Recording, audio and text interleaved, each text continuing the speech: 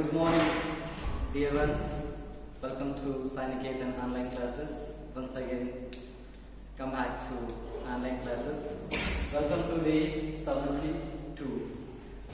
In day 71, in my last class, we all are discussed that how the Lala story is worked in an economy and how the concept of money comes to the economy. ಈಗಾಗಲೇ ನಾವು day 71ರಲ್ಲಿ ಅಧ್ಯಯನ ಮಾಡಿದಂತೆ ಅಲ್ಲಿ ಮನಿ ಮತ್ತು banking ಹಣ ಮತ್ತು ಬ್ಯಾಂಕಿನ ವ್ಯವಸ್ಥೆಯಲ್ಲಿ ಈಗಾಗಲೇ ನಾವು what are the functions of the RBI and RBI ಆಗಿದೆ ಕೆಲಸ ಮಾಡ್ತಾ ಇದೆ, ಕಮರ್ಷಿಯಲ್ ಬ್ಯಾಂಕ್ ಅಂತಂದ್ರೆ ಏನು, ಅದರ ಕಾರ್ಯಗಳೇನು, ಹಣ ಅಂತಂದ್ರೆ ಏನು, ಅದರ ಕಾರ್ಯಗಳೇನು, ಇದೆಲ್ಲವನ್ನು ಕೂಡ ನಾವು ಈಗಾಗಲೇ ನೋಡಿರುವಂಥದ್ದು. With that again next concept, once you understand the Lala story, how it works, ಒಂದ್ಸರಿ ನಾವು ಲಾಲಾ ಸ್ಟೋರಿನ ಅರ್ಥ ಮಾಡ್ಕೊಂಡ್ಮೇಲೆ ಯಾವ ರೀತಿ ಲಾಲಾ ಹಣದ ಕ್ರಿಯೇಟ್ ಮಾಡ್ದ, ಯಾವ ರೀತಿ ಒಬ್ಬರಿಂದ ಒಬ್ಬರದು ಹಣ ಡಬಲ್ ಆಯ್ತಾ ಹೋಯ್ತು, ಫೈನಲ್ ಆಗಿ ಅವನ ಹತ್ರ ಹೇಗೆ 125 ಪೇಜಷ್ಟು ಬಂಗಾರ ಬಂತು ಅನ್ನೋದನ್ನ ಈಗಾಗಲೇ ನಾವು ಇಂದಿನ ತರಗತಿಯಲ್ಲಿ ಸ್ಟೋರಿ ಮೂಲಕ ತುಂಬ ಚೆನ್ನಾಗಿ ಅದನ್ನು ನೋಡಿರುವಂಥದ್ದು. With the relevant of the Lala story only we have to discuss one more 6 marks very important question for the annual examination purpose. That question is like this: requirement of reserves act as a limit to money or credit creation. Explain. So what actually this requirement of reserve? This requirement of reserve is nothing but a simple term you can explain as a CRR, cash reserve ratio. That is also called as a requirement of reserve ratio or cash reserve ratio. How cash reserve ratio acts as a limit to money or credit creation? Explain with a numerical example ಅನ್ನು ಕೇಳ್ತಾರೆ. ಅಂದ್ರೆ ಕನ್ನಡದಲ್ಲಿ ಹೇಳೋದಾದ್ರೆ ಮೀಸಲುಗಳ ಅಗತ್ಯವು ಹಣ ಅಥವಾ ಸಾಲ ನಿರ್ಮಾಣದ ಒಂದು ಮಿತಿಯಾಗಿದೆ, ಅದು ಹೇಗೆ ಎಂಬುದನ್ನ ವಿವರಿಸಿ ಅಂತ ಹೇಳಿ 6 ಅಂಕದ ಒಂದು ಪ್ರಶ್ನೆ ಕೇಳ್ತಾರೆ. ಇಲ್ಲಿ ಮೀಸಲುಗಳ ಅಗತ್ಯ ಅನ್ನುವುದು ಬೇರೆ ಏನಲ್ಲ, ಏನಾಗುತ್ತೆ, CRR ಆಗುತ್ತೆ, ನಗದು ಮೀಸಲು ಹಣ. ಈಗಾಗಲೇ ನಾವು ನೋಡಿದೀವಿ ಆಫ್ಲೈನ್ ತರಗತಿಯಲ್ಲಿ, ಇದನ್ನು ಈಗಾಗಲೇ ನಾನು ಮುಗಿಸಿದ್ದೀನಿ ನಿಮಗೆ. But fill many students are requesting, sir, if possible third and fourth chapter can you revise? So ಸಾಧ್ಯವಾದರೆ 3 ಮತ್ತು 4ನೇ ಅಧ್ಯಾಯಗಳನ್ನ ಸ್ವಲ್ಪ ಆದಷ್ಟು ರಿವಿಷನ್ ಮಾಡ್ಲಿಕ್ಕೆ ಆಗುತ್ತೆ ಅಂತ ನನಗೆ ಅವರು ಆಫ್ಲೈನ್ ಅಲ್ಲೇ ಕೇಳಿದಾಗ, but due to the COVID-19 we are unable to meet now. So ಹಾಗಾಗಿ ಅದು ಮಾಡ್ಲಿಕ್ಕೆ ಆಗ್ತಾ ಇಲ್ಲ. ಬಟ್ ಆನ್ಲೈನ್ ಅಲ್ಲಿ ಅದನ್ನ ನಾನು ಮಾಡ್ತಾ ಇದ್ದೀನಿ, ನಿಮಗೆ ರಿವಿಷನ್ ಮಾಡ್ತಾ ಇದ್ದೀನಿ 3 ಮತ್ತು 4ನೇ ಅಧ್ಯಾಯಗಳನ್ನ. ಸೊ ಎಷ್ಟಾಗುತ್ತೋ ಅಷ್ಟು ಅದನ್ನ ನಾನು ಆದಷ್ಟು ಬೇಗ ಮುಗಿಸ್ಕೊಳ್ಳಿಕ್ಕೆ ಟ್ರೈ ಮಾಡ್ತೇನೆ. ಇಲ್ಲಿ CRR ಈಗಾಗಲೇ ಆಫ್ಲೈನ್ ಅಲ್ಲಿ ನಾವು ನೋಡಿದೀವಿ. CRR ಅಂತಂದ್ರೆ ಏನು, ಯಾವ ರೀತಿ ಕೆಲಸ ಮಾಡುತ್ತೆ ಅನ್ನೋದನ್ನ ನೋಡಿದೀವಿ. ಸ್ಟಿಲ್ ಮೊದಲಿಗೆ CRR ಅಂದ್ರೆ ಏನಂತ ತಿಳ್ಕೋದಕ್ಕೂ ಮುಂಚೆ ನಮಗೆ ಲಾಲಾ ಸ್ಟೋರಿ ಗೊತ್ತಿರಬೇಕು. ಲಾಲಾ ಏನ್ ಮಾಡ್ದ, there is a one village and there is a person is a goldsmith and he is having good authority, command on the people, and that whole village people are believing. ಅಲ್ಲಿರುವಂತ ಎಲ್ಲ ಜನ ಅವನನ್ನ ನಂಬ್ತಾ ಇದ್ದಾರೆ. that's why they are maybe reserve, they are kept their metals or some golds with the security purpose in the Lala only. ಹೀಗಾಗಿ ತಮ್ಮಲ್ಲಿರುವಂತ ಬಂಗಾರ ಬೆಳ್ಳಿಯನ್ನು ಏನ್ ಮಾಡ್ತಾ ಇದ್ರು, ಯಾವುದೊಂದು ಉದ್ದೇಶಕ್ಕೋಸ್ಕರ ಅವನ ಹತ್ರ ಇದ್ರೆ ಸೇಫ್ಟಿ ಆಗಿರುತ್ತೆ ಅಂತ ಹೇಳಿ ಅವನ ಹತ್ರ ಇಡ್ತಾ ಇದ್ರು. So day by day those metals are act as a money or act as a medium of exchange. ಆ ಒಂದು ಮೆಟಲ್ಗಳು ಏನಾಗ್ತಾ ಬಂದ್ಬಿಟ್ಟು ಒಂದು ವಿನಿಮಯ ಸಾಧನವಾಗಲಿಕ್ಕೆ ಸ್ಟಾರ್ಟ್ ಆಗಿಬಿಟ್ಟು. So whenever the people are reserve their deposit their gold in with ಲಾಲಾ, ಹಿ ವಿಲ್ ಪ್ರೊವೈಡ್ ಒಂದು ರಿಸಿಪ್ಟ್ ಟು ಹಿಮ್, ಆ ಒಂದು ರಿಸಿಪ್ಟ್ ಅನ್ನು ಕೊಡ್ತಾ ಇದ್ದವರಿಗೆ. That receipt is acting as a medium of exchange. ನಂತರ ದಿನಗಳಲ್ಲಿ ಆ ರಿಸಿಪ್ಟ್ ಏನಾಗಲಿಕ್ಕೆ ಸ್ಟಾರ್ಟ್ ಆಗಿಬಿಟ್ಟು ವಿನಿಮಯ ಮಾಧ್ಯಮವಾಗಿ ಅಥವಾ ವಿನಿಮಯ ಸಾಧನವಾಗಿ ಏನಾಗಲಿಕ್ಕಾಯಿತು, ಕನ್ವರ್ಟ್ ಆಗಲಿಕ್ಕೆ ಸಾಧ್ಯತೆ. ಈ ರೀತಿ ಹಣವನ್ನು ಅವರು ಯಾವ ರೀತಿ ಕ್ರಿಯೇಟ್ ಮಾಡಿದ್ರು ಅನ್ನೋದನ್ನ ನಾನು ವಿಡಿಯೋದಲ್ಲೂ ಕೂಡ ಹೇಳಿದ್ದೀನಿ, ಅದನ್ನ ಆಫ್ಲೈನ್ ಕೂಡ ನಾವು ಈಗಾಗಲೇ ಮಾಡಿದ್ವಿ, ಡಿಸ್ಕಷನ್ ಅನ್ನು ಮಾಡಿರುವಂಥದ್ದು. But how the CRR with the reserve act as a limit to the money or credit creation. ಇಲ್ಲಿ ಈ ಒಂದು ಕಾನ್ಸೆಪ್ಟ್ ಅನ್ನು ತಿಳ್ಕೋಬೇಕಾದ್ರೆ ಇಲ್ಲಿ ನಾವು ಒಂದು ಕಾನ್ಸೆಪ್ಟ್ ಅನ್ನು ಓದ್ಕೋಬೇಕಾಗುತ್ತೆ. That concept is called as the money creation. Money creation by banking system. By banking system. Bank ವ್ಯವಸ್ಥೆಯಿಂದ ಹಣದ ನಿರ್ಮಾಣ. the commercial banks will create money in an economy. ವಾಣಿಜ್ಯ ಬ್ಯಾಂಕ್ಗಳು ಆರ್ಥಿಕತೆಯಲ್ಲಿ ಯಾವ ರೀತಿಯಾಗಿ ಹಣದ ಒಂದು ನಿರ್ಮಾಣವನ್ನ ಮಾಡಬಹುದು. 100 ರೂಪಾಯಿ ಇದ್ದಂತಹ ಹಣ ಆರ್ಥಿಕತೆಯಲ್ಲಿ 500 ರೂಪಾಯಿ ಯಾವ ರೀತಿ ಆಗುತ್ತೆ. If you are deposited 100 rupees in a particular bank, that will it may be money supply will be increases through the help of that 100 rupees only, and also that money will be the multiple. How many times it will be the multiple? How you people are decided your 100 rupees will be go to be 500 rupees or 1000 rupees in the future. ನಾವೇ ಇಟ್ಟಂತಹ ಒಂದು 100 ರೂಪಾಯಿ ಮುಂದಿನ ದಿನಮಾನಗಳಲ್ಲಿ 500 ರೂಪಾಯಿ ಆಗಲಿಕ್ಕೆ ಹೇಗೆ ಸಾಧ್ಯ ಅಥವಾ 1000 ರೂಪಾಯಿ ಆಗಲಿಕ್ಕೆ ಹೇಗೆ ಸಾಧ್ಯ, ಅದು ಇಂತಿಷ್ಟೇ ಪ್ರಮಾಣದಲ್ಲಿ ಅಥವಾ ಇಷ್ಟು ಪಟ್ಟು ಹೆಚ್ಚಾಗಬೇಕು ಅಂತ ಹೇಳಿ ನಾವು ನಿರ್ಧಾರ ಮಾಡುವಂಥದ್ದು ಹೇಗೆ. That is the concept will come in our mind, that is a money multiplier. ಆ ಸಂದರ್ಭದಲ್ಲಿ ನಾವು ನೋಡ್ತೀವಿ ಹಣದ ಗುಣಕ ಅಂದ್ರೆ ಹಣ ಇಂತಿಷ್ಟು ಪ್ರಮಾಣದಲ್ಲಿಯೇ ಅಥವಾ ಇಷ್ಟು ಮಟ್ಟದಲ್ಲಿಯೇ ಏನಾಗಬೇಕು, ಹೆಚ್ಚಿಗೆ ಆಗಬೇಕು ಅಂತ ಹೇಳಿ ನಿರ್ಧಾರ ಮಾಡುವಂಥದ್ದು ಏನಾಗುತ್ತೆ, ಮನಿ ಮಲ್ಟಿಪ್ಲಿಯರ್ ಆಗಿರುವಂಥದ್ದು. ಇದರ ಅಡಿಯಲ್ಲಿ ನಾವು ಮುಖ್ಯವಾಗಿ ನೋಡಬೇಕಾಗಿರೋದು ಏನಪ್ಪಾ ಅಂತಂದ್ರೆ, so if just assume that throughout the country or throughout the nation there is only one bank. Just ಒಂದು ಊಹೆ ಮಾಡಿಕೊಳ್ಳೋಣ, ಇಡೀ ನಮ್ಮ ದೇಶದ ತುಂಬಾ ಕೇವಲ ಒಂದೇ ಒಂದು ಬ್ಯಾಂಕ್ ಇದೆ.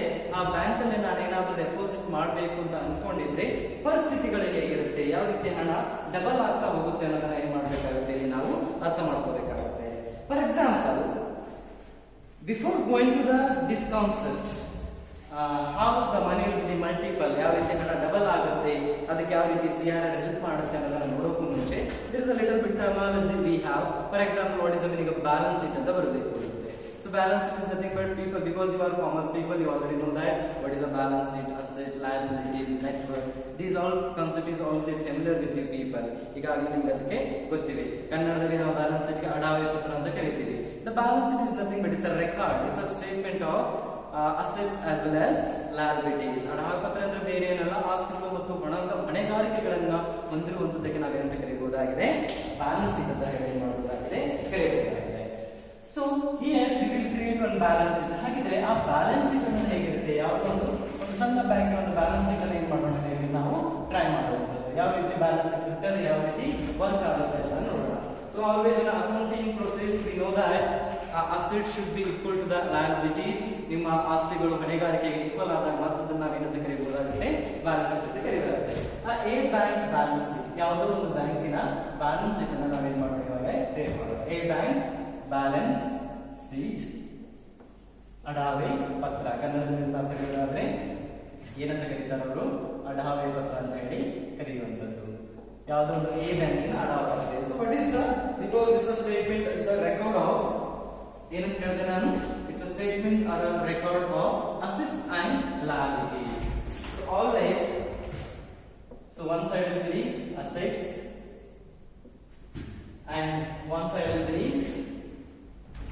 liabilities.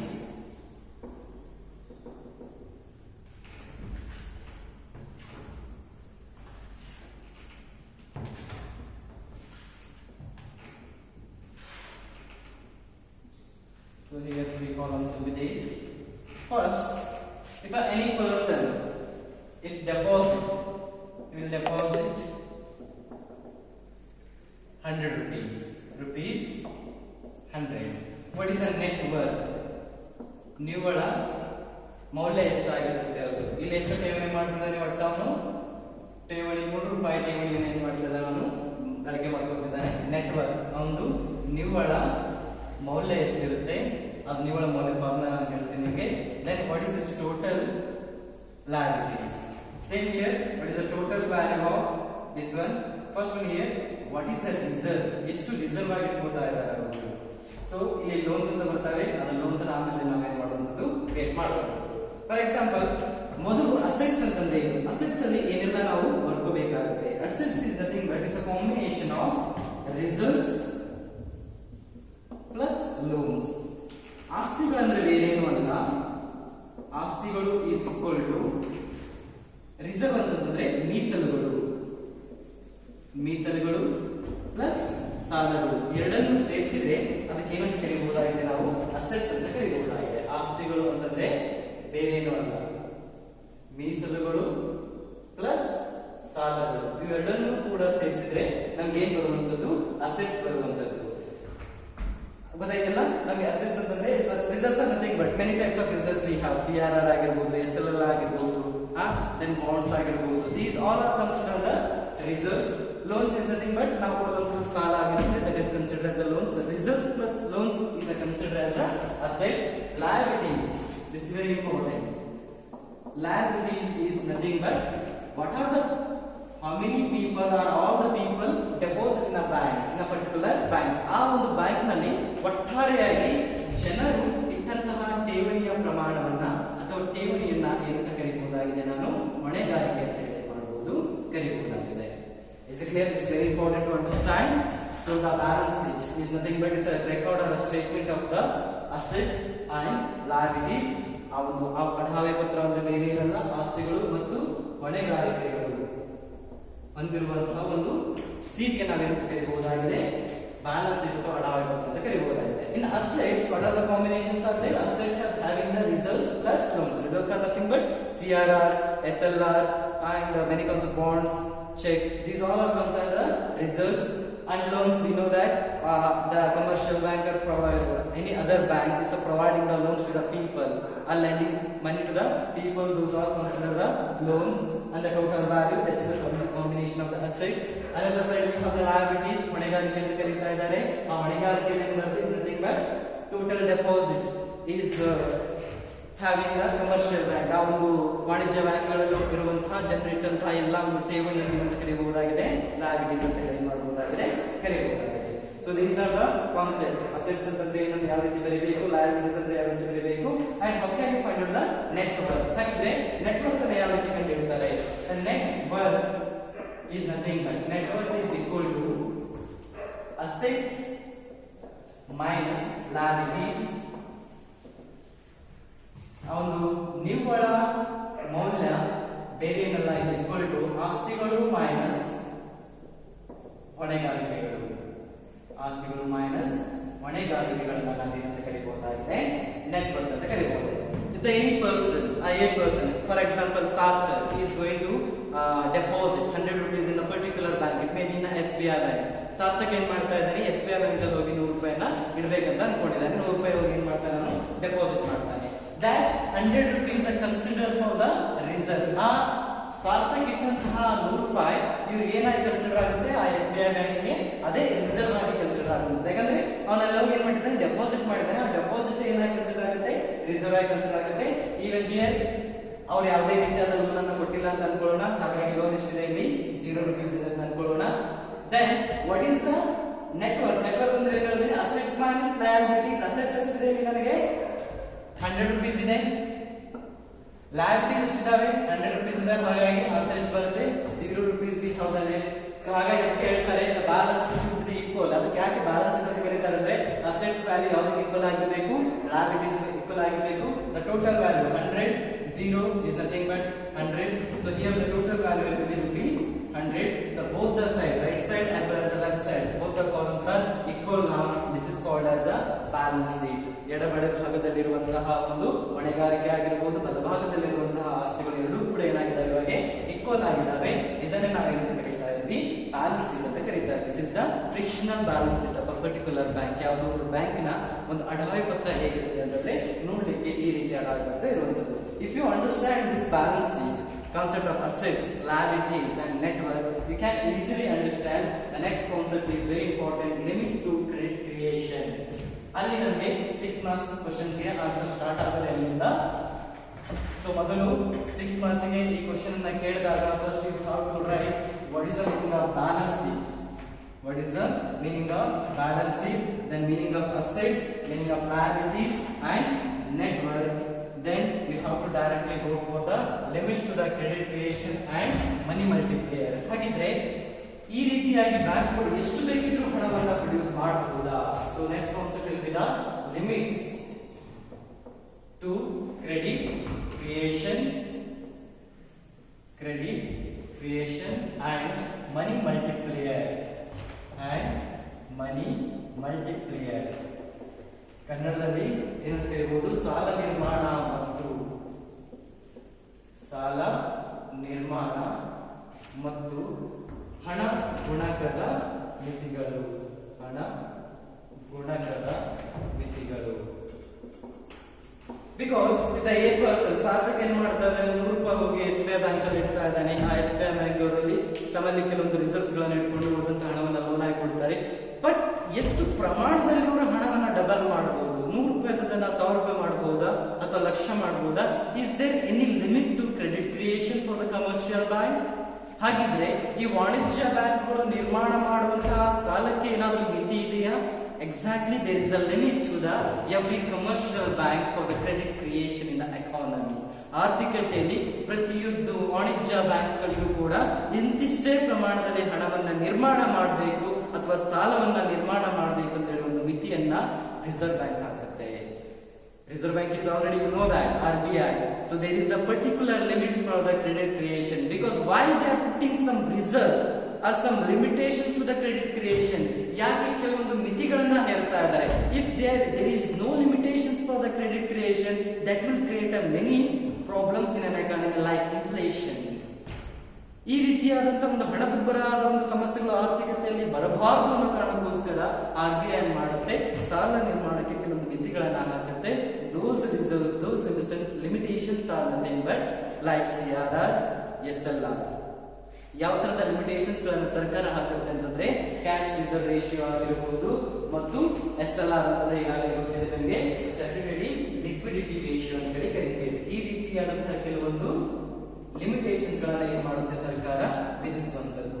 Because if you are not put any limitation for the commercial bank, that will create a over lending in an economy.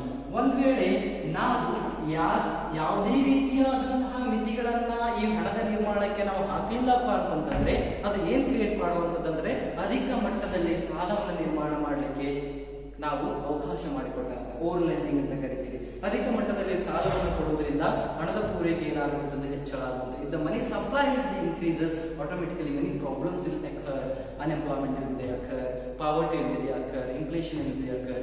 ಸಾಲದ ಪ್ರಮಾಣ ಹೆಚ್ಚಾಯಿತು ಅಥವಾ ಪೂರೈಕೆ ಹೆಚ್ಚಾಯಿತು ಅಂತಂದ್ರೆ ನಿರುದ್ಯೋಗದ ಪ್ರಮಾಣ ಏನಾಗುತ್ತೆ, ಹೆಚ್ಚಳ ಆಗುವಂಥದ್ದು, ಬಡತನ ಹೆಚ್ಚಳ ಆಗುವಂಥದ್ದು, ಹಣದುಬ್ಬರ ಹೆಚ್ಚಳ ಆಗುವಂಥದ್ದು. ಈ ರೀತಿಯಾದ ಅನೇಕ ಸಮಸ್ಯೆಗಳು ಏನಾಗುವಂಥದ್ದು ಆರ್ಥಿಕತೆಯಲ್ಲಿ ಹುಟ್ಟುಕೊಳ್ತವೆ. ಈ ರೀತಿ ಆಗಬಾರ್ದು, ಆ ಓವರ್ ಲೆಂಡಿಂಗ್ ಅನ್ನ ಕಡಿಮೆ ಮಾಡಬೇಕು ಅಂತ ಹೇಳಿ there is a bank is called as the Central Bank, Reserve Bank of India, put some limitations to the credit creation. ಆ ರೀತಿಯಾಗಿ ಆ ಒಂದು ಹಣದ ಪೂರೈಕೆ ಹೆಚ್ಚಾಗಬಾರ್ದು, ಆರ್ಥಿಕತೆಯಲ್ಲಿ ಸಮಸ್ಯೆಗಳು ಬರಬಾರ್ದು ಅನ್ನೋ ಕಾರಣಕ್ಕೋಸ್ಕರ ಭಾರತೀಯ ಕೇಂದ್ರೀಯ ಬ್ಯಾಂಕು ಅಥವಾ RBI ಬ್ಯಾಂಕ್ ಏನ್ ಮಾಡುತ್ತೆ, ಕೆಲವೊಂದು ಮಿತಿಗಳನ್ನ ಏನ್ ಮಾಡುತ್ತೆ, ಹೇರುತ್ತೆ. ಆ ಮಿತಿಗಳು ಯಾವ ರೀತಿ ವರ್ಕ್ ಆಗ್ತವೆ ಅನ್ನೋದನ್ನ ನೋಡೋಣ. What are those limitations? 2 limitations we have. First one is the CRR, cash reserve ratio. So what is the meaning of cash reserve ratio, or it is also called as a required reserve ratio?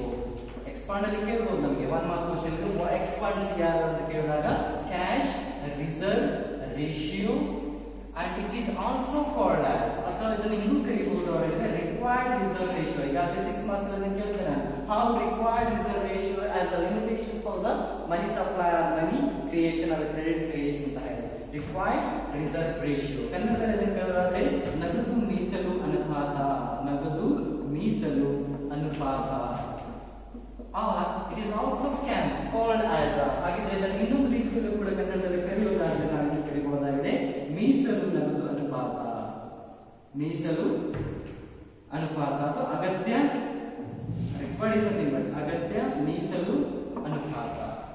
So ಈ ರೀತಿಯಾಗಿ ನಾವೇನ್ ಮಾಡ್ತಾ ಇದ್ವಿ, ಕರೀತಾ ಇದ್ವಿ. How this CRR is control the money supply or control the credit creation? ಯಾವ ರೀತಿ ಒಂದು CRR ಅದನ್ನು ಮೀಸಲು ಅನುಪಾತ ಆರ್ಥಿಕತೆಯಲ್ಲಿರುವಂತಹ ಹಣದ ಪೂರೈಕೆಯನ್ನ ಕಂಟ್ರೋಲ್ ಮಾಡಬಹುದು ಅಥವಾ ಅದನ್ನ ಕಡಿಮೆ ಮಾಡಲಿಕ್ಕೆ ಸಾಧ್ಯ ಆಗುತ್ತೆ. ಸೊ ಹಾಗಾಗಿ ಅದೊಂದು ಟೇಬಲ್ ಅನ್ನು ಕೊಡ್ತಾ ಇರೋದು, ಯಾವ ರೀತಿ ಹಣ ಡಬಲ್ ಆಗ್ತಾ ಹೋಗುತ್ತೆ, ಆ ಡಬಲ್ ಆಗುವಂತಹ ಹಣವನ್ನ ಯಾವ ರೀತಿ ನಾವು ಏನ್ ಮಾಡಬಹುದು, ಕಂಟ್ರೋಲ್ ಮಾಡಬಹುದು ಅಂತ ಹೇಳಿ. So here one thing, what is the meaning of CRR? 2 marks question ಗೆ ಕೇಳಬಹುದು. What is the meaning of CRR? CRR is nothing but a percentage which a bank must keep in a RBI as a cash. Once again I'll repeat that. Percentage of Every bank is not only a particular bank. Every bank must keep a percentage of cash in a RBI. Percentage of cash. Every bank must keep in a cash in a reserve bank.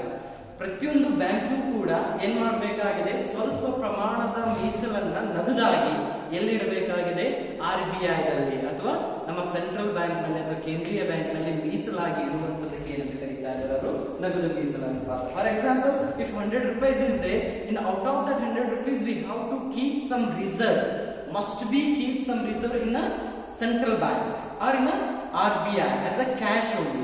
100 ರೂಪಾಯಿ ಇದೆ ಅಂತಂದ್ರೆ ಅದರಲ್ಲಿ ಸ್ವಲ್ಪ ಹಣವನ್ನು 10 ರೂಪಾಯಿ 20 ರೂಪಾಯಿನ ನಾನು ಏನ್ ಮಾಡಬೇಕಾಗಿದೆ, ಆ ಕ್ಯಾಶ್ ಅಥವಾ ನಗದನ್ನ ಯಾವ್ದ್ರಲ್ಲಿ ಇಡಬೇಕಾಗಿದೆ, RBI ದಲ್ಲಿ ಮೀಸಲಾಗಿ ಇಡಬೇಕಾಗಿದೆ. ಅದಕ್ಕೆ ಏನಂತ ಕರೀತಾ ಇದ್ದಾರೆ ಅವರು, CRR ಅಂತ ಕರೀತಾ ಇದ್ದಾರೆ.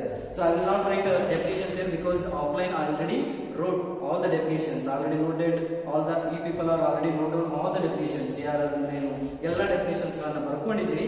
ಜಸ್ಟ್ ಇಲ್ಲಿ ಕಾನ್ಸೆಪ್ಟ್ ಗಳನ್ನ ಕ್ಲಿಯರ್ ಮಾಡ್ತಾ ಇದ್ದೀನಿ ಅಷ್ಟೇ. CRR ಅಂತಂದ್ರೆ ನೆಕ್ಸ್ಟ್ ಅಲ್ಲ, is nothing but a percentage which every bank must keep as a cash in a RBI. ಪ್ರತಿಯೊಂದು ಬ್ಯಾಂಕು ಎಲ್ಲಿ RBI ದಲ್ಲಿ ನಗದು ರೂಪದಲ್ಲಿ ಮೀಸಲಾಗಿ ಇಡುವಂತಹ ಒಂದು ಹಣವನ್ನ ಅಥವಾ ರೂಪವನ್ನ ಎಂದು ಕರೆಯಬಹುದಾಗಿದೆ, ನಗದು ಮೀಸಲು ಅನುಪಾತ ಅಂತ ಹೇಳಿ ಕರೆಯಬಹುದಾಗಿದೆ. For example, if your CRR is 20 rupees, 20%. ಒಂದು ವೇಳೆ ನಿಮ್ಮ CRR ಏನಾದ್ರು 20% ಇದೆ ಅಂತಂದ್ರೆ, ಇಫ್ ಯಾರು ಸಾಕಂದ್ರೆ 100 ರೂಪಾಯಿ ಡೆಪಾಸಿಟ್ ಮಾಡಿದ್ರೆ ಅಂತಂದ್ರೆ ಈ 100 ರೂಪಾಯಿದಲ್ಲಿ 20% ಎಲ್ಲಿಡಬೇಕಾಗುತ್ತೆ, ನಾನು RBI ದಲ್ಲಿ ಇಡಬೇಕಾಗುತ್ತೆ. 100ಕ್ಕೆ 20% ಅಂತಂದ್ರೆ ಎಷ್ಟು, 20 ರೂಪಾಯಿನ ನಾನು RBI ದಲ್ಲಿ ಆಸ್ ಅ ಕ್ಯಾಶ್ ರಿಸರ್ವ್ ಆಗಿ ಏನ್ ಮಾಡಬೇಕಾಗುತ್ತೆ, ಡೆಪಾಸಿಟ್ ಮಾಡಬೇಕಾಗುತ್ತೆ ಅಥವಾ ರಿಸರ್ವ್ ಆಗಿ ಇಡಬೇಕಾಗುತ್ತೆ. ಸಾರ್ಥಕ್ ಇಟ್ಟಂತಹ 100 ರೂಪಾಯಿ ಏನ್ ಮಾಡ್ತಾನೆ, SBI ದಲ್ಲಿ ಏನ್ ಮಾಡ್ತಾನೆ, ಅವನು ಇಡ್ತಾನೆ. ಬಟ್ ಆ SBI ಬ್ಯಾಂಕು ಸ್ವಲ್ಪ ಪರ್ಸೆಂಟೇಜ್ ಅನ್ನ ಏನ್ ಮಾಡಬೇಕಾಗುತ್ತೆ, ನಗದು ಮೀಸಲಾಗಿ RBI ದಲ್ಲಿ ಇಡಬೇಕಾಗುತ್ತೆ.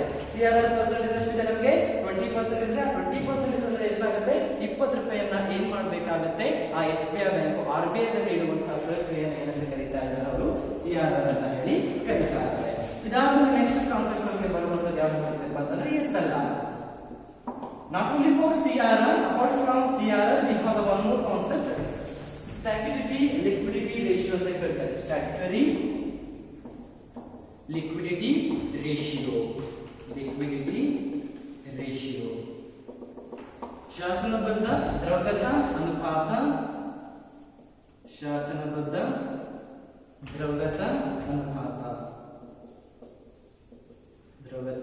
ಅನುಪಾತ. One marks question, they will ask, expand the SLR, statutory liquidity ratio, ಶಾಸನಬದ್ಧ ದ್ರವ್ಯತಾ ಅನುಪಾತ. What is the CRR? We know that some percentage of cash we have to must keep in a RBI as a reserve. ಸ್ವಲ್ಪ ಹಣವನ್ನು ನಗದು ರೂಪದಲ್ಲಿ ಎಲ್ಲಿ ಇಡಬೇಕಾಗುತ್ತೆ, ನಾವು RBI ದಲ್ಲಿ ಇಡಲೇಬೇಕಾಗುತ್ತೆ ಅಂತ ಅದಕ್ಕೆ ನಾವೇನಂತ ಕರೀತಾ ಇದೀವಿ, SLR ಅಂತಂದ್ರೆ every commercial bank or every bank must keep some reserve as a liquid form. That is very important, not in a cash form. ಕೇವಲ ನಗದು ರೂಪದಲ್ಲಿ ಅಷ್ಟೇ ಅಲ್ಲ, ಎಲ್ಲಾ ಬ್ಯಾಂಕ್ಗಳು ತಮ್ಮಲ್ಲಿಯೇ, not in RBI. A bank itself have to keep some reserve in a liquid form for the short term. ಅಲ್ಪಾವಧಿಗೆ ಸಂಬಂಧಪಟ್ಟಂತೆ ಕೆಲವೊಂದು ಮೀಸಲನ್ನ ದ್ರವ್ಯತಾ ರೂಪದಲ್ಲಿ, ಆ ವರ್ಡ್ ಬರಬೇಕು, in a liquid form. It's very important. Liquid form. So what is the meaning of liquid form? So ದ್ರವ್ಯತಾ ರೂಪ ಅಂತಂದ್ರೆ liquid form is nothing but like gold or bonds or commercial papers. ಈ ರೀತಿಯಾಗಿ ದ್ರವ್ಯತಾ ರೂಪದಲ್ಲಿ ಕೆಲವೊಂದು ಮೀಸಲನ್ನ ಆ ಬ್ಯಾಂಕ್ಗಳು ತಮ್ಮಲ್ಲಿಯೇ ಇಟ್ಟುಕೊಳ್ಳುವಂತಹ ಒಂದು ಪ್ರಕ್ರಿಯೆಗೆ ಪ್ರತಿಯೊಂದು ಬ್ಯಾಂಕು ದ್ರವ್ಯತಾ ರೂಪದಲ್ಲಿ ಸ್ವಲ್ಪ ಮೀಸಲನ್ನು ತನ್ನಲ್ಲಿಯೇ ಇಟ್ಟುಕೊಳ್ಳುವಂತಹ ಪ್ರಕ್ರಿಯೆ ಏನಂತ ಕರೀತಾ ಇದ್ದಾರೆ, ಶಾಸನಬದ್ಧ ದ್ರವ್ಯತಾ ಅನುಪಾತ ಅಂತ ಹೇಳಿ ಏನ್ ಮಾಡ್ತಾರೆ ಕರೀತಾ ಇದ್ವಿ. Every bank must keep some reserve in a liquid form for the short term purpose. ಅದು ಅಲ್ಪಾವಧಿಗೆ ಮಾತ್ರ ಆಗುತ್ತೆ. Certain purpose is called as a SLR concept. If you understand the CRR as well as SLR, then we can move now how the money will be created. ಹಾಗಿದ್ರೆ ಹಣ ಯಾವ ರೀತಿ create ಆಗುತ್ತೆ, 100 ರೂಪಾಯಿ ಇದ್ದಂತ ಹಣ 500 ರೂಪಾಯಿ ಆಗುವಂತದ್ದು ಹೇಗೆ, ಅದನ್ನ ಒಂದು ನ್ಯೂಮೆರಿಕಲ್ ಎಕ್ಸಾಂಪಲ್ ಇಂದ ನಾವೇನ್ ಮಾಡೋಣ, ಅಂಡರ್ಸ್ಟ್ಯಾಂಡ್ ಮಾಡ್ಕೊಳ್ಳೋಣ. ಅಂಡ್ ಅದು ಇಷ್ಟೇ ಪ್ರಮಾಣದಲ್ಲಿ ಹೆಚ್ಚಾಗಬೇಕು ಅಂತ ಹೇಳಿ ತಿಳ್ಕೊಬೇಕಾದ್ರೆ there is a concept of money multiplier. ಹಣದ ಗುಣಕದ ಮೂಲಕ ಏನ್ ಮಾಡ್ಕೋಬಹುದು, ಅದನ್ನ ಅರ್ಥ ಮಾಡ್ಕೋಬಹುದು. For example, here we are assume that our CRR will be 20%. ನಮ್ಮ CRR ಎಷ್ಟಿದೆ, ನಗದು ಮೀಸಲು ಅನುಪಾತ 20% ಇದೆ ಅಂತ ಅನ್ಕೊಳ್ಳೋಣ. Right now we have the CRR is 4%, but our example we can look as a 20% ತಿಳ್ಕೊಳ್ಳೋಣ. For example column number 1, column number 2, column number 3 and column number 4. In the column number 1 it will be explained rounds ಎಷ್ಟು ಸುತ್ತುಗಳು ಆಗ್ತಾ ಇದ್ದಾವೆ. Round number 2 deposit ಇನ್ banks ಎಷ್ಟು ಠೇವಣಿಯನ್ನು ನಾವು ಮಾಡ್ತಾ ಇದೀವಿ. Deposit ಇನ್ bank ಎಷ್ಟು ಠೇವಣಿಯನ್ನು ನಾವು ಏನು ಮಾಡ್ತಾ ಇದೀವಿ, ಬ್ಯಾಂಕ್ ಅಲ್ಲಿ ಮಾಡ್ತಾ ಇದೀವಿ. So you can now the ಠೇವಣಿ.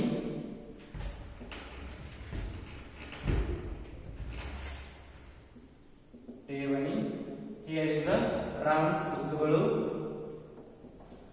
Third one is a required reserve ratio. Required reserve ratio. RR ಅಂತ ನಾವು ಕರೆಯಬಹುದು. R is also called as CRR. Cash reserve ratio. ನಗದು ಮೀಸಲು ಅನುಪಾತ ಅಥವಾ ಅಗತ್ಯ ಮೀಸಲು ಅನುಪಾತ. Third column ಅಲ್ಲಿ. Fourth column is loan made by banks. Loan made by banks. ಒಂದರ್ಥದಲ್ಲಿ ಹೇಳಿದ್ರೆ ಸಾಲ. ಎಷ್ಟು ಸಾಲವನ್ನು ನಾವು ಕ್ರಿಯೇಟ್ ಮಾಡ್ತಾ ಇದ್ದೀವಿ ಅಂತ ಹೇಳಿ ಈ ರೀತಿಯಾಗಿ ನಾವೇನ್ ಮಾಡೋಣ, 4 ಕಾಲಮ್ಗಳನ್ನ ಕ್ರಿಯೇಟ್ ಮಾಡಿಕೊಳ್ಳುವಂಥದ್ದು. So how the money will be created here. ಯಾವ ರೀತಿ ಹಣ ಡಬಲ್ ಆಗ್ತಾ ಹೋಗುತ್ತೆ. ನೀವು ವಾಣಿಜ್ಯ ಬ್ಯಾಂಕ್ಗಳಲ್ಲಿ ಇಟ್ಟಂತಹ ₹100 ಹಣ ಯಾವ ರೀತಿಯಲ್ಲಿ ಡಬಲ್ ಆಗ್ತಾ ಹೋಗುತ್ತೆ ಅನ್ನೋದನ್ನ ನಾವು ಅನೇಕ ರೌಂಡ್ಗಳಲ್ಲಿ ನಿಮಗೆ ಡಿಸ್ಕಷನ್ ಮಾಡೋಣ. For example I will take for example here. For example starting one is Sarthak. If Sarthak is deposit 100 rupees in a particular bank, in a SBI bank, ಯಾವುದೋ ಒಂದು SBI ಬ್ಯಾಂಕ್ ಅಲ್ಲಿ ಸಾರ್ಥಕ್ ಏನ್ ಮಾಡ್ತಾ ಇದ್ದಾನೆ, ₹100 ಏನ್ ಮಾಡ್ತಾ ಇದ್ದಾನೆ, ಡೆಪಾಸಿಟ್ ಮಾಡ್ತಾ ಇದ್ದಾನೆ. In that 100 rupees deposit is considered for now reserves for the SBI. ಆ ₹100 ಏನಾಗುತ್ತೆ, ಮೀಸಲಾಗುತ್ತೆ ಇವಾಗ ಅವರಿಗೆ. ಆ ಒಂದು ಮೀಸಲಲ್ಲಿ they have to keep some reserve in RBI. ಈ ₹100ದಲ್ಲಿ ಆ SBI ಬ್ಯಾಂಕ್ ಕೆಲವೊಂದು ಮೀಸಲನ್ನ, ಸ್ವಲ್ಪ ಪ್ರಮಾಣದ ಶೇಕಡಾವಾರು ಪ್ರಮಾಣವನ್ನ, some percentage they have to keep as a cash reserve in RBI. Here is a percentage will be 20%. So 100 ಗೆ 20% ನಾವು RBI ದಲ್ಲಿ ಇಡಬೇಕಾಗಿದೆ. 100 to 20% ಅಂತಂದ್ರೆ ₹20 they have to keep in RBI. ₹100ದಲ್ಲಿ ₹20 ನಾವು RBI ದಲ್ಲಿ ಏನು ಮಾಡಲೇಬೇಕಾಗುತ್ತೆ, ಇಡಲೇಬೇಕಾಗುತ್ತೆ. What is the remaining amount? 100 minus 20 is remaining amount will be ₹80. ₹100 deposit ಮಾಡಿದ SBI ದಲ್ಲಿ, ಆ SBI ಅದೇ ₹100 ಏನಾಯ್ತು, ರಿಸರ್ವ್ ಆಗಿ ಕನ್ಸಿಡರ್ ಆಯ್ತು. ಅದರಲ್ಲಿ ಅವರು ₹20 ಏನ್ ಮಾಡಬೇಕಾಗುತ್ತೆ, RBI ನಲ್ಲಿ ಕೊಡಲೇಬೇಕಾಗುತ್ತೆ. ಬಿಕಾಸ್ CRR 20% ಇದೆ. ಹಾಗಾಗಿ ₹100ದಲ್ಲಿ ₹20 ಉಳಿದಿರೋದು ಎಷ್ಟು, ನಮಗೆ ₹80. This ₹80 is not, again it will be not constant. ಅವರು ತಮ್ಮ ಹತ್ರ ಏನ್ ಮಾಡೋದಿಲ್ಲ, ಸುಮ್ಮನೆ ಹತ್ರ ಇಟ್ಕೊಳ್ಳೋದಿಲ್ಲ. That SBI bank is again created. That ₹80 is made by loan. Again ಆ ₹80 ಅವರು ಏನ್ ಮಾಡೋದಿಲ್ಲ, ತಮ್ಮ ಹತ್ರ ಸುಮ್ಮನೆ ಇಟ್ಕೊಳ್ಳೋದಿಲ್ಲ. This ₹80 again for this some other persons they will provide to loan. ಆ ₹80 ಏನ್ ಮಾಡ್ತಾರೆ, ಇನ್ನೊಬ್ಬ B ಪರ್ಸನ್ ಏನ್ ಮಾಡುವಂತದ್ದು, ಲೋನ್ ಆಗಿ ಏನ್ ಮಾಡ್ತಾರೆ, ಅವರು ಕ್ರಿಯೇಟ್ ಮಾಡ್ತಾರೆ. ಫಾರ್ ಎಕ್ಸಾಂಪಲ್ ಸಾರ್ಥಕ್ ಆದ್ಮೇಲೆ ಆ ₹80 SBI ಬ್ಯಾಂಕ್ ಅವರು ಏನ್ ಮಾಡ್ತಾರೆ, ಗಾಂಧಿಗೆ ₹80 ಏನ್ ಮಾಡ್ತಾರೆ, ಅವರು ಲೋನ್ ಕೊಡ್ತಾರೆ. So what is the total deposit ನಾವ್ ಇನ್ RBI? ಮೊದಲು ₹100 ಡೆಪಾಸಿಟ್ ಸಾರ್ಥಕ್ ಮಾಡಿದ, ಅದರಲ್ಲಿ ₹20 RBI ಗೊತ್ತಿ, ₹80 ಕೊಡುತ್ತೆ. ಈ ₹80 ಲೋನ್ ಯಾರಿಗೆ ಕೊಡ್ತಾ ಇದ್ದಾರೆ, ಅವರು ಗಾಂಧಿ ಕೊಡ್ತಾ ಇದ್ದಾರೆ. ಆ ಗಾಂಧಿ ಏನ್ ಮಾಡ್ತಾ, ₹80 ಲೋನ್ ಅನ್ನು ತೆಗೆದುಕೊಂಡ. ಹಾಗಿದ್ರೆ ಟೋಟಲ್ ಡೆಪಾಸಿಟ್ ಆ SBI ಬ್ಯಾಂಕ್ ಅಲ್ಲಿ ಎಷ್ಟಾಯ್ತು, ಮೊದಲು ₹100 ಇತ್ತು, ಇವಾಗ ಗಾಂಧಿ ₹80 ಲೋನ್ ಕೊಟ್ಟಿದ್ದಾರೆ. ಟೋಟಲ್ ಡೆಪಾಸಿಟ್ ಎಷ್ಟು ಬರುತ್ತೆ ಆ ಬ್ಯಾಂಕ್ ಇಂದ? ₹180 obviously, because 100 plus 80 is ₹180, right? ಇದು ಸರ್ ₹80 ಲೋನ್ ಕೊಟ್ಟಿದ್ದಾನೆ, ಬಟ್ ಕೊಟ್ಟಿದ್ದಾನೆ ರೆಕಾರ್ಡ್ಸ್ ಅಲ್ಲಿ ಏನಿಲ್ಲ ಇರುತ್ತೆ, ಅಸೆಟ್ಸ್ ಪ್ಲಸ್ ಲಯಬಿಲಿಟೀಸ್ ಎರಡು ಇರ್ತವೆ. ಬಿಕಾಸ್ ಲೋನ್ಸ್ ಅಲ್ಲಿ ಬರ್ತಾವೆ ನಮಗೆ, ಅಸೆಟ್ಸ್ ಅಲ್ಲಿ ಬರ್ತಾವೆ, ಡೆಪಾಸಿಟ್ ಗಳು ಏನು ಬರ್ತಾವೆ ನಮಗೆ, ಲಯಬಿಲಿಟೀಸ್ ಅಲ್ಲಿ ಬರುವಂತದ್ದು. ಹಾಗಾಗಿ ಎರಡು ಸೇರಿಸಿ ನೋಡಿದಾಗ ಎಷ್ಟು ಬರಬೇಕು, 180 ಅಮೌಂಟ್ SBI ದಲ್ಲಿ ತೋರಿಸ್ತಾ ಇರುತ್ತೆ. ಈ 180 ಗೆ ನಾವು ಪರ್ಸೆಂಟೇಜ್ ತೆಗಿಬೇಕಾಗಿದೆ ಎಷ್ಟು, CRR 20% ತೆಗೆದ್ರೆ that amount will be ₹36. CRR ಮತ್ತೆ ಇರಬೇಕಾಗುತ್ತೆ ಇವಾಗ RBI ದಲ್ಲಿ. ಸರ್ ಆಲ್ರೆಡಿ ₹20 ಕೊಟ್ಟಿರ್ತೀರಾ, ಮತ್ತೆ ₹36 ಕೊಡ್ಬೇಕಾ? ₹20 ಆಲ್ರೆಡಿ ಕೊಟ್ಟಿರ್ತೀವಿ. ಸೊ ಅದಕ್ಕೆ ಪ್ಲಸ್ 16 ನಾನು ಇವಾಗ ಏನ್ ಮಾಡ್ಬೇಕಾಗುತ್ತೆ, ಆಡ್ ಮಾಡ್ಬೇಕಾಗುತ್ತೆ. ಟೋಟಲ್ ಎಷ್ಟಾಗುತ್ತೆ, 20 plus 16 is ₹36 ನಮ್ಗೆ ಏನಾಗುವಂತದ್ದು. ಟೋಟಲ್ ನಾನು ರಿಸರ್ವ್ ಆಗಿ ಇಡಬೇಕಾಗುತ್ತೆ 20% RBI ನಲ್ಲಿ ಆಗುತ್ತೆ. ರಿಮೈನಿಂಗ್ ಅಮೌಂಟ್ ಇರ್ತೀನಿ ₹64. ಈ ₹64 ಮತ್ತೆ ಏನ್ ಮಾಡುತ್ತೆ, ಆ SBI ಬ್ಯಾಂಕ್ ತನ್ನಲ್ಲಿ ಇಟ್ಕೊಳ್ಳೋದಿಲ್ಲ. That will again go to the some other person. For example Tejaswini ಕೊಡ್ತಾರೆ, ತೇಜಸ್ವಿನಿ ಎಷ್ಟು ಮಾಡ್ತಾರೆ, ಅವರು ₹64 ಅನ್ನ ಲೋನ್ ಆಗಿ ಕೊಡ್ತಾರೆ. ಅವಾಗ ಟೋಟಲ್ ಡೆಪಾಸಿಟ್ ಆಯ್ತು 180 plus ₹64 ಎಷ್ಟಾಗುತ್ತೆ, ನನಗೆ ₹244 ಟೋಟಲ್ ಡೆಪಾಸಿಟ್ ತೋರಿಸುತ್ತೆ ನಮ್ಮ ಲಯಬಿಲಿಟೀಸ್ ಅಲ್ಲಿ. ₹244 ಟೋಟಲ್ ಡೆಪಾಸಿಟ್ ಆಯ್ತು ನಮ್ಗೆ ಇವಾಗ.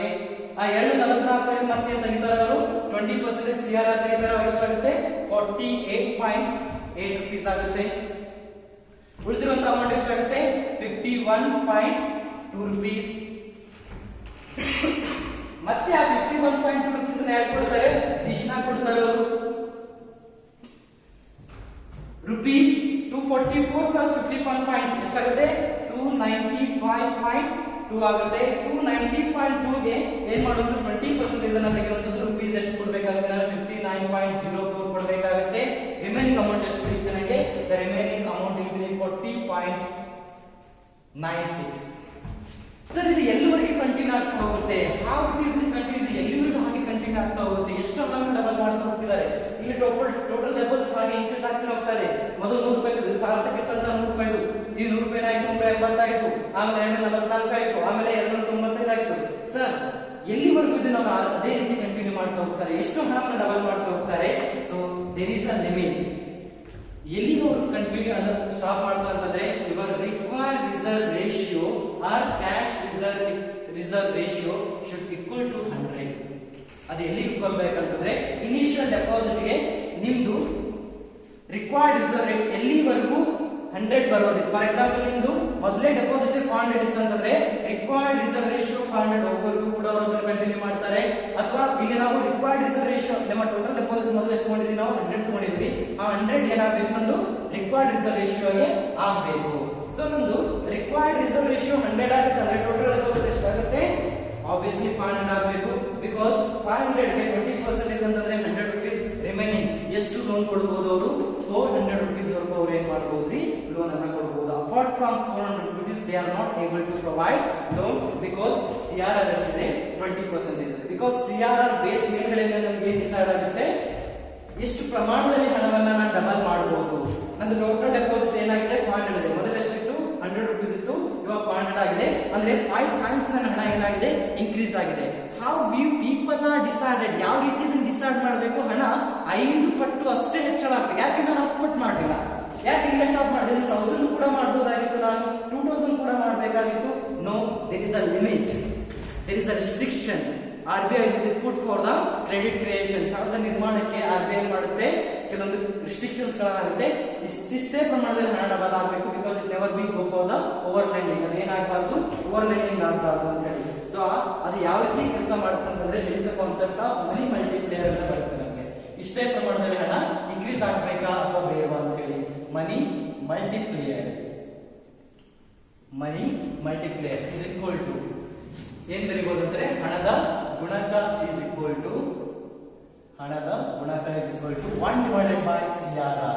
ಕನ್ನಡದಲ್ಲಿ 1 divided by ನಗದು ಮೀಸಲು ಅನುಪಾತ, English 1 divided by cash reserve ratio. ಈ ಆಧಾರದ ಮೇಲೆ ಹಣ ಇಷ್ಟು ಪ್ರಮಾಣದಲ್ಲಿ ನಾವು ಹೆಚ್ಚಳ ಮಾಡ್ತೀವಿ. ಫಾರ್ ಎಕ್ಸಾಂಪಲ್ ಈ ಒಂದು ಎಕ್ಸಾಂಪಲ್ ಅಲ್ಲಿ 1 divided by CRR ಎಷ್ಟಿದೆ ನಿಮಗೆ 20%. 1 divided by 20% ಅಂತಂದ್ರೆ ಎಷ್ಟು ಬರುತ್ತೆ answer, it will be 20% means 5 times. ಅಂದ್ರೆ ಹಣ 5 ಟೈಮ್ ನಮಗೆ ಏನಾಗಬೇಕು, ಇನ್ಕ್ರೀಸ್ ಆಗಬೇಕು. What is your initial deposit, the initial deposit will be 100 rupees, right? The initial deposit will be 100 rupees. Multiplier ಎಷ್ಟು ಬಂದಿದೆ ನನಗೆ 5 ಬಂದಿದೆ, ಅಂದ್ರೆ ಟೋಟಲ್ ಡೆಪಾಸಿಟ್ ಎಷ್ಟು ಆಗಬೇಕು ನನಗೆ 500 ಆಗಬೇಕು. ನಮ್ಮ ಟೋಟಲ್ ಡೆಪಾಸಿಟ್ ಎಷ್ಟಾಗಿದೆ 400 ಬಂದಿದೆ. ಸೊ ಆ 500 ಗೆ 20% CRR ಅಂತಂದ್ರೆ 100 rupees. What is the remaining amount? 400 rupees. That particular SBI bank can give till 400 rupees loan. ಎಲ್ಲಿವರೆಗೂ 400 ವರೆಗೂ ಕೂಡ SBI ಬ್ಯಾಂಕ್ ಏನ್ ಮಾಡಬಹುದು, ಪಬ್ಲಿಕ್ ಗೆ ಸಾಲವಾಗಿ ಕೊಡಬಹುದು. ಅದಕ್ಕಿಂತ ಜಾಸ್ತಿ ಕೊಡ್ಲಿಕ್ಕೆ ಆಗಲ್ಲ. ಬಿಕಾಸ್ CRR ಏನಾಗಿದೆ 20% ಇದೆ. If you want to increase the total deposit, you have to reduce the CRR. ಒಂದ್ ವೇಳೆ CRR 10% ಇದ್ದಿದ್ರೆ ಅಲ್ಲಿ ಆನ್ಸರ್ ನನಗೆ 10 ಬರ್ತಿತ್ತು. ಇಲ್ಲಿ ನಾನು ಏನಾದ್ರು 10% ಬರ್ಕೊಂಡಿದ್ದು 0.1 ಬರ್ತಿತ್ತು, ಇಂಟು 100 ಮಾಡ್ಕೊಂಡಾಗ ಎಷ್ಟು ಬರ್ತಿತ್ತು ನನಗೆ 10 ಟೈಮ್ಸ್ ಬರ್ತಿತ್ತು. ಅವಾಗ ಟೋಟಲ್ ಡೆಪಾಸಿಟ್ 100 ಆಗ್ತಿತ್ತು. ಅದಕ್ಕೆ 20% 200 ಬರ್ತಾ ಇತ್ತು. ಇಲ್ಲಿ 800 ನಾವು ಏನ್ ಮಾಡಬಹುದಾಗಿತ್ತು, ಲೋನ್ ಆಗಿ ಕೊಡಬಹುದಾಗಿತ್ತು. ಬಟ್ ಇಲ್ಲಿ 20% ನಾವು ತಗೊಂಡಿರೋದ್ರಿಂದ ಸೊ ಟೋಟಲ್ ಡೆಪಾಸಿಟ್ ಎಷ್ಟಾಗುತ್ತೆ 400. ಅಂದ್ರೆ 5 ಟೈಮ್ಸ್ ಮನಿ ಏನಾಗಬೇಕು, ಇನ್ಕ್ರೀಸ್ ಆಗಬೇಕು ನನಗೆ. ಅಂದ್ರೆ 20% ಅಂದ್ರೆ 100 ರೂಪಾಯಿ RBI ಹೋಗುತ್ತೆ. ಉಳಿದಂತ ಅಮೌಂಟ್ ಅನ್ನು ನಾವೇನ್ ಮಾಡಬಹುದು, ಲೋನ್ ಆಗಿ ಅಲ್ಲಿವರೆಗೂ ನಾವೇನ್ ಮಾಡಬಹುದು, ಲೋನ್ ಆಗಿ ಕೊಡ್ಲಿಕ್ಕೆ ಸಾಧ್ಯ ಆಗುತ್ತೆ. This is the concept of limits to the credit creation by banks, by the commercial bank as well as a money multiplier. ಯಾವ ರೀತಿ ಒಂದು ವಾಣಿಜ್ಯ ಬ್ಯಾಂಕ್ಗಳು ಸಾಲದ ನಿರ್ಮಾಣವನ್ನು ಮಾಡ್ತಾ ಇದ್ದಾವೆ ಮತ್ತು ಹಣದ ಗುಣದ ಮಿತಿಗಳು ಹೇಗಿದ್ದಾವೆ. CRR ಆಧಾರದ ಮೇಲೆ ನಾವೇನ್ ಮಾಡ್ತಾ ಇದ್ವಿ, ಇಷ್ಟು ಪ್ರಮಾಣದಲ್ಲಿ ಹಣವನ್ನು ನಾವು ನಿರ್ಮಾಣ ಮಾಡಬಹುದು ಆರ್ಥಿಕತೆಯಲ್ಲಿ. 100 ಅನ್ನ 500 ಮಾಡಬಹುದು, 100 ಅನ್ನ 1000 ಮಾಡಬೇಕು. ಸೊ ಮನಿ ಸಪ್ಲೈ ಇನ್ಕ್ರೀಸ್ ಆಯ್ತು ಇಲ್ಲಿ, ಆಸ್ ವೆಲ್ ಆಸ್ ಮನಿ ಕೂಡ ಏನಾಯ್ತು, ಡಬಲ್ ಕೂಡ ಆಯ್ತು. So when the money multiplier is increases automatically money supply will be increases. ಹಣದ ಗುಣಕ ಹೆಚ್ಚಾಯ್ತು ಅಂತಂದ್ರೆ ಹಣದ ಪೂರೈಕೆ ಕೂಡ ಏನಾಗುವಂತದ್ದು, ಹೆಚ್ಚಳ ಆಗುವಂತದ್ದು. ಹಾಗಾಗಿ ಆ ಸಂದರ್ಭದಲ್ಲಿ ನಾನು M1 ಅನ್ನ ಈ ರೀತಿ ಬರೀಬಹುದು. M1 is equal to ಏನ್ ಬರೀಬಹುದು, ಕರೆನ್ಸಿ ಪ್ಲಸ್ ಡೆಪಾಸಿಟ್ಸ್. ಕರೆನ್ಸಿ ಅಂತೂ 0 ಇದೆ, ಡೆಪಾಸಿಟ್ ಎಷ್ಟಿದೆ ನನಗೆ 500 ಇದೆ. What is the total money supply now is 500. So when your CRR is 10% ಇಷ್ಟಪಟ್ಟಿದ್ರೆ ಡೆಪಾಸಿಟ್ ಎಷ್ಟಿದೆ ನನಗೆ ಟೋಟಲ್ ಲೆವೆಲ್ 1000 ಬರ್ತಾ ಇತ್ತು. ಆಟೋಮೆಟಿಕಲಿ ಮನಿ ಸಪ್ಲೈ ಕೂಡ ಏನಾಗ್ತಿತ್ತು, ಇನ್ಕ್ರೀಸ್ ಆಗ್ತಿತ್ತು. That's why there is a inverse relationship between the money multiplier as well as the CRR. Okay, ನಾವು CRR ಏನಾದ್ರೂ ಇನ್ಕ್ರೀಸ್ ಮಾಡಿದ್ರೆ ಮನಿ ಸಪ್ಲೈ ಏನಾಗುವಂತದ್ದು, ಡಿಕ್ರೀಸ್ ಆಗುವಂತದ್ದು. CRR ಅನ್ನು ಡಿಕ್ರೀಸ್ ಮಾಡಿದ್ರೆ ಮನಿ ಸಪ್ಲೈ ಏನಾಗುತ್ತೆ, ಇನ್ಕ್ರೀಸ್ ಆಗುತ್ತೆ. there is a inverse relationship between the money supply as well as the cash reserve ratio. ಈ ಆಧಾರದ ಮೇಲೆ ಕಮರ್ಷಿಯಲ್ ಬ್ಯಾಂಕ್ಗಳಾಗಿರಬಹುದು ಅಥವಾ ವಾಣಿಜ್ಯ ಬ್ಯಾಂಕ್ಗಳು ಏನ್ ಮಾಡ್ತವೆ, ಆರ್ಥಿಕತೆಯಲ್ಲಿ ಸಾಲದ ನಿರ್ಮಾಣವನ್ನು ಮಾಡ್ತವೆ ಅನ್ನೋದನ್ನ ಏನ್ ಮಾಡ್ಬೇಕು, ಇಲ್ಲಿ ಬರೀಬೇಕಾಗುತ್ತೆ. ಸೊ 6 months ಏನೆಲ್ಲ ಬರೀಬೇಕು. First, if they ask for the 6 month question, write what is the meaning of balance sheet, asset, liabilities, net worth. Create one sample of frictional balance sheet. ಯಾವುದೊಂದು ಬ್ಯಾಂಕಿನ ಅಡಾವೆ ಪತ್ರವನ್ನು ನಿರ್ಮಾಣ ಮಾಡ್ರಿ. Then take an example of what are the limitations for the especially for the credit creation. There are the concept of CRR as well as SLR. ಯಾವೆಲ್ಲ ಮಿತಿಗಳಿದಾವೆ ಅಂತಂದ್ರೆ CRR, SLR definitions ಗಳನ್ನ ಬರೀರಿ. Then take this example. ಈ example ಅನ್ನು ತಗೊಳ್ರಿ. 3 ಇಂದ 4 example ತಗೊಂಡು ಆಮೇಲೆ ಲಾಸ್ಟ್ ಅಂತ ಬರ್ಕೊಡ್ರಿ. ಫೈನಲಿ ಲಾಸ್ಟ್ ಎಷ್ಟಾಗುತ್ತೆ, total deposit 500 and then the RBI ಎಷ್ಟು ಕೊಡ್ತೀವಿ, ನಾವು 100 ಕೊಡ್ತೀವಿ. ರಿಮೈನಿಂಗ್ 400 ಏನಾಗುತ್ತೆ, ಕ್ಯಾಶ್ ಕೊಡುತ್ತೆ. Final right the money multiplier formula 1 divided by CRR. It means 5 times we have to increase the money supply. ಈ ರೀತಿ ಬರ್ಕೊಂಡು final M1 is equal to currency plus deposit. ನೀವು ಇಷ್ಟು ಬರೆದ್ರೆ ಏನಾಗುತ್ತೆ, ನಿಮಗೆ 6 marks ಏನಾಗುವಂಥದ್ದು ಸಿಗುವಂಥದ್ದು. This is the easy concept and logically understand. ಯಾವ ರೀತಿ ಆರ್ಥಿಕತೆಯಲ್ಲಿ ಇದು ರಿಯಲ್ ಆಗಿ ನಡೆಯುವಂಥದ್ದು ಆರ್ಥಿಕತೆ. ಈ ರೀತಿ ವಾಣಿಜ್ಯ ಬ್ಯಾಂಕ್ಗಳು, ಎಲ್ಲಾ ಬ್ಯಾಂಕ್ಗಳು, ಫಾರ್ ಎಕ್ಸಾಂಪಲ್ RBI SBI ಆಗಿರ್ಬೋದು, ಕರ್ನಾಟಕ ಬ್ಯಾಂಕ್ ಆಗಿರ್ಬೋದು, ವಿಜಯ ಬ್ಯಾಂಕ್ ಆಗಿರ್ಬೋದು, ಬ್ಯಾಂಕ್ ಆಫ್ ಬರೋಡಾ ಆಗಿರ್ಬೋದು, ಬ್ಯಾಂಕ್ ಆಫ್ ಇಂಡಿಯಾ ಆಗಿರ್ಬೋದು, ಈ ರೀತಿ ಆರ್ಥಿಕತೆಯಲ್ಲಿರುವಂತ ಎಲ್ಲಾ ವಾಣಿಜ್ಯ ಬ್ಯಾಂಕ್ಗಳು ಈ ಒಂದು ಹಾದಿಯಲ್ಲಿ ಏನ್ ಮಾಡ್ತವೆ, ಸಾಲದ ನಿರ್ಮಾಣವನ್ನು ಮಾಡ್ತವೆ. If you RBI control money supply, automatically they will reduce the they will increase the CRR rate. ಒಂದು ವೇಳೆ ಹಣದ ಪೂರೈಕೆಯನ್ನು ಅವರು ಕಂಟ್ರೋಲ್ ಮಾಡಬೇಕಾಗುತ್ತೆ, CRR ಅನ್ನು ಏನ್ ಮಾಡ್ಬಿಡ್ತಾರೆ, ಅವರು ಇನ್ಕ್ರೀಸ್ ಮಾಡ್ಬಿಡ್ತಾರೆ. ಮನಿ ಸಪ್ಲೈ ಅನ್ನು ಇನ್ಕ್ರೀಸ್ ಮಾಡಬೇಕಾಗಿತ್ತು ಅಂತಂದ್ರೆ CRR ಅನ್ನು ಏನ್ ಮಾಡಬಹುದಾಗುತ್ತೆ, ಡಿಕ್ರೀಸ್ ಮಾಡಬೇಕಾಗುತ್ತೆ. ಈ ರೀತಿಯಾಗಿ RBI ಏನ್ ಮಾಡುತ್ತೆ, ಕೆಲವೊಂದು ಲಿಮಿಟೇಷನ್ಸ್ ಗಳ ಮೂಲಕ ಹಣದ ಒಂದು ಸಪ್ಲೈ ಅನ್ನು ಅಥವಾ ಹಣದ ಪೂರೈಕೆಯನ್ನು ಏನ್ ಮಾಡುವಂತದ್ದು, ಕಂಟ್ರೋಲ್ ಮಾಡುವಂತದ್ದು.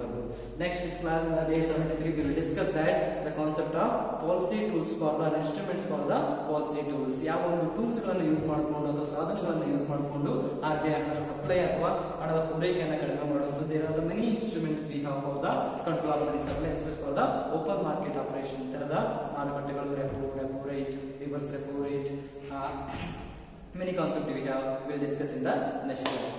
Read well. This is the precious time for the preparation for the annual examination, because you have your own time for the preparation. Make your own timetable, and with that prepare well, eat well, study well, sleep well, and keep in your mind those model question paper what we are sending in the WhatsApp group. Those model question paper are very important for the annual examination. Many questions may repeat. Definitely, many questions will repeat. Read well, don't neglect. Thank you very much.